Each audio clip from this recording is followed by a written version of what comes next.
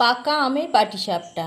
এটা দেখতে যেমন সুন্দর, খেতেও দুর্দান্ত হয়। পাকা আমের সিজনে আমের পাটিসাপটা যদি বানানো না হয়ে থাকে তো রেসিপি দেখে একবার বানিয়ে নিন। বিনা তেলে পিঠেগুলো বানানো হয়েছে, সামান্য ঘি ব্রাশ করেই পিঠেগুলো বানিয়েছি। আশা করছি আপনাদের ভালো লাগবে। সম্পূর্ণ ভিডিওটা স্কিপ না করে দেখতে থাকুন। নমস্কার বন্ধুরা, আমার চ্যানেলে সকলকে স্বাগত জানাই। আজকে আপনাদের সঙ্গে শেয়ার করছি পাকা আমের পাটিসাপটা পিঠে। আমি আমগুলো প্রথমে খোসা ছাড়িয়ে নেব, খোসা ছাড়িয়ে পাল্প বার করে নেব, নারকেলটা কুড়িয়ে নেব। নারকেলটা কুড়িয়ে নিয়েছি, কড়াইয়ের মধ্যে দিয়ে দিয়েছি। এবার এর মধ্যে দিয়ে দিচ্ছি চিনি, পরিমাণ মতো চিনি দিয়ে দিলাম। নারকেলের সাথে চিনিটা মিশিয়ে দিচ্ছি। মেশানো হয়ে গেছে, এবার গ্যাস অন করে দিচ্ছি। নাড়াচাড়া করতে করতে চিনিটা গলে যাবে। চিনিটা গলে গেছে আর অনেকটাই পাক হয়ে গেছে। এবার আমি আমের পাল্প দিয়ে দিচ্ছি কিছুটা, নাড়াচাড়া করে ভালোভাবে পাক করে নিচ্ছি। আমি যেহেতু পাকা আমের পাটিসাপটা বানাচ্ছি সেই জন্যই আমের পাল্পটা এখানে দিলাম। আপনারা চাইলে নাও দিতে পারেন, না দিলেও হবে। দিলে খেতেও ভালো লাগবে, দেখতেও ভালো লাগবে। আরও কিছুক্ষণ পাকটা করতে হবে। পাকটা হয়ে গেছে, এবার কাজু কিশমিশ দিয়ে দিচ্ছি। কাজু কিশমিশটা দিয়ে আর একটু নাড়াচাড়া করে নেব। আর একটা জিনিস খেয়াল রাখবেন, এই পুরটা বানানোর সময় গ্যাসের ফ্লেমটা মিডিয়ামে রাখবেন, হাই ফ্লেমে করবেন না, তাহলে হয়তো পুড়ে যেতে পারে। পুরটা রেডি হয়ে গেছে, আমি একটা পাত্রে নামিয়ে নিচ্ছি। পাটিসাপটা পিঠার জন্য আমি প্রথমে গোলাটা তৈরি করে নেব। দিয়ে দিচ্ছি 1 কাপ চালের গুঁড়া, 1 কাপ ময়দা, গুঁড়ো দুধ, গুঁড়ো চিনি। চিনিটা আমি কম পরিমাণেই দিলাম, আমটা খুব পাকা মিষ্টি আম। আপনারা পরিমাণটা আপনাদের কম বেশি দিয়ে দেবেন। বেশি মিষ্টি খেতে চাইলে আর একটু দেবেন, হলে কম দেবেন। সামান্য নুন। সবগুলো উপকরণ ভালোভাবে মিশিয়ে নেব। মেশানো হয়ে গেছে, আমের পাল্প দিয়ে দিচ্ছি।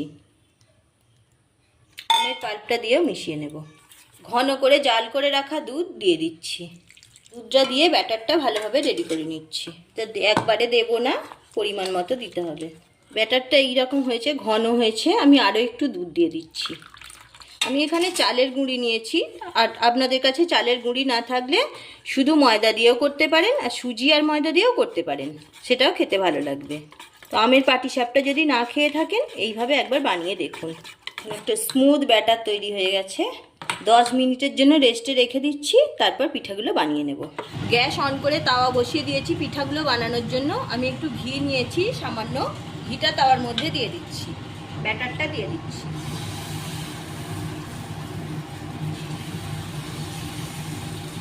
গ্যাসের ফ্লেমটা লোতে রেখেই করছি।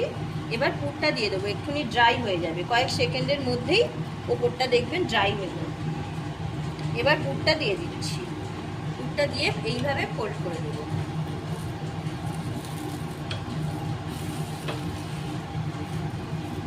এভাবে ফোল্ড দিয়ে দিলাম।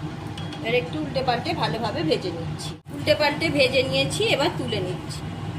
দেখুন, আবারও সামান্য ঘি দিয়ে দিলাম, ব্যাটার দিয়ে দিচ্ছি, এটা দিয়ে দিচ্ছি, আবারও ফোল্ড দিয়ে দিচ্ছি।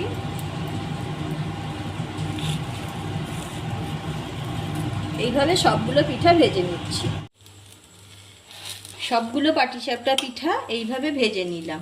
আপনারাও বাড়িতে এইভাবে একবার বানিয়ে নিন। কোনো তেল ছাড়াই পিঠাটা বানানো হয়ে যায়, খেতে অসাধারণ লাগে। পাকা আম দিয়ে একবার হলেও বানিয়ে দেখুন, ভালো লাগবে।